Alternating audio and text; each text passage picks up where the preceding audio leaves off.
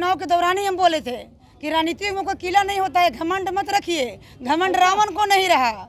किसी के ऊपर कीचड़ उछालना बहुत आसान है। जो मान सम्मान नीतीश कुमार, माननीय नीतीश कुमार जी जो महिलाओं को आगे बढ़ाए हैं, उसका मिसाल हम हैं। जो उम्मीदवार थे उनके उम्मीदवार के प्रति पूरा लोगों में रोष था और उम्मीदवार ने अच्छा कार्य नहीं किया था 34 साल से। क्योंकि हमारा जो काम है, जो काम बोलता है, इस बार भी हम हैं और आगे भी हमारा एनडीए का सरकार रहेगा। माननीय नीतीश कुमार जी रहेंगे कि बेलागंज की जनता जागरूक है, बेलागंज की जनता जिंदाबाद है।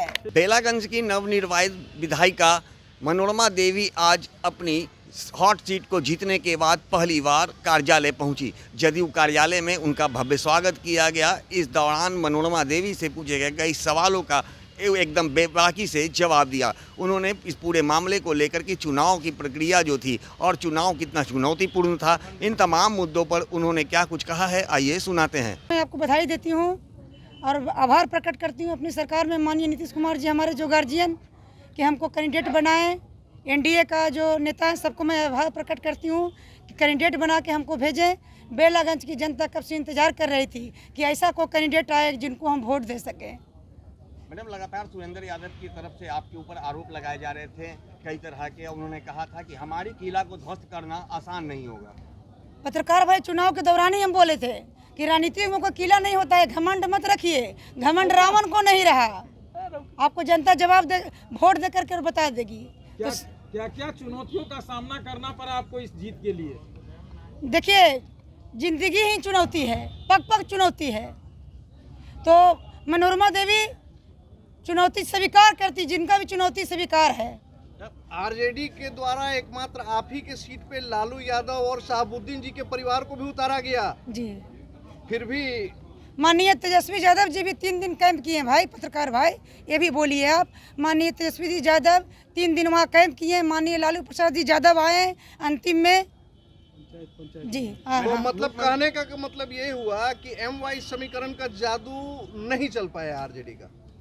सारे बेलागंज विधानसभा इस बार का उपचुनाव में सारे जाति धर्म एक होकर के और हमारे एनडीए प्रत्याशी मनोरमा देवी के पक्ष में, सरकार के पक्ष में सब लोग वोट किए हैं। क्योंकि हमारा जो काम है, जो काम बोलता है, हमारा जो मान सम्मान नीतीश कुमार, माननीय नीतीश कुमार जी जो महिलाओं को आगे बढ़ाए हैं, उसका मिसाल हम हैं।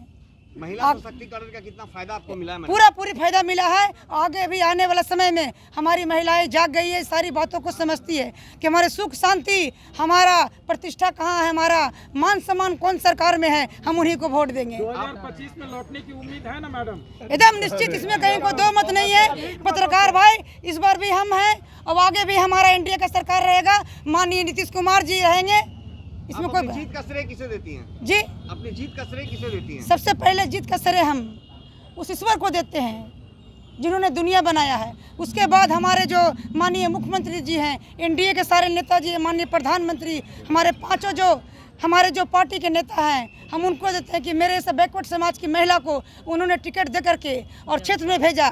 और फिर बेलागंज की जनता जिनको कब से इंतजार था कि ऐसा कोई कैंडिडेट आए, तो बेलागंज की जनता को मौका मिला कि अपना शक्ति हम दिखा दें और शक्ति दिखा करके वोट दे करके और बता दिया कि बेलागंज की जनता जागरूक है, बेलागंज की जनता जिंदाबाद है। नीति तो बेलागंज की जनता का मांग था कि हम लोग को वहाँ पर बुलाना के लिए उन लोग हमेशा से उन लोग चाह रहे थे कि हम लोग कैंडिडेट के रूप में आएँ और कैंडिडेट के रूप में आए और पार्टी का आशीर्वाद प्राप्त हुआ, टिकट मिला, एनडीए के नेताओं का साथ और हमारे कार्यकर्ताओं जो बढ़ चढ़ कर वहाँ पर साथ दिए, तो उसी से हम लोग का जीत हुआ।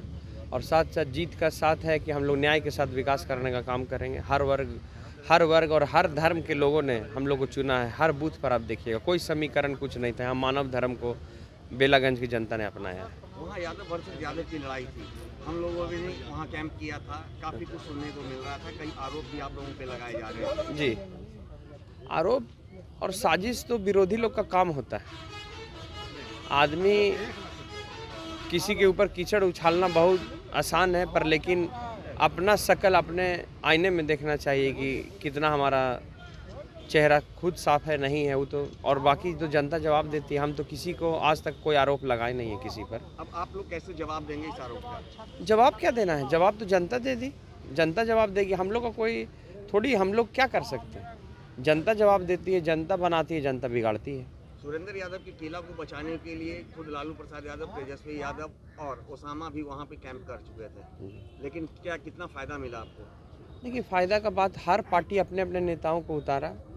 ये था कि उनके नेता कुछ दिन ज़्यादा समय दिए, पर लेकिन उनके जो उम्मीदवार थे, उनके उम्मीदवार के प्रति पूरा लोगों में रोष था और उम्मीदवार ने अच्छा कार्य नहीं किया था। 34 साल से लोगों को ठगने का काम किया था, उसी का रिजल्ट हुआ कि इतना बड़ा विजय हुआ। तो जैसा कि आपने सुना, मनोरमा देवी और उनके पुत्र रॉकी यादव ने सीधे तौर पर कहा है कि बेलागंज में कोई भी चुनौती नहीं थी, क्योंकि जिस तरह से लगातार 34 वर्षों से सुरेंद्र यादव का वहां राज चल रहा था, उनके राज से जनता त्रस्त थी और आज भी जीत का श्रेय वो मुख्यमंत्री नीतीश कुमार के साथ एनडीए के तमाम घटक दलों को दे रहे हैं और सबसे बड़ा जो श्रेय है वो बेलागंज की जनता को दे रही हैं। उनका कहना है कि जिस तरह से बेलागंज की जनता ने मुझ पर भरोसा जताया है, निश्चित रूप से उनके भरोसे पर मैं खरी उतरूंगी। दर्शन न्यूज़ के लिए ज्ञानेंद्र की रिपोर्ट।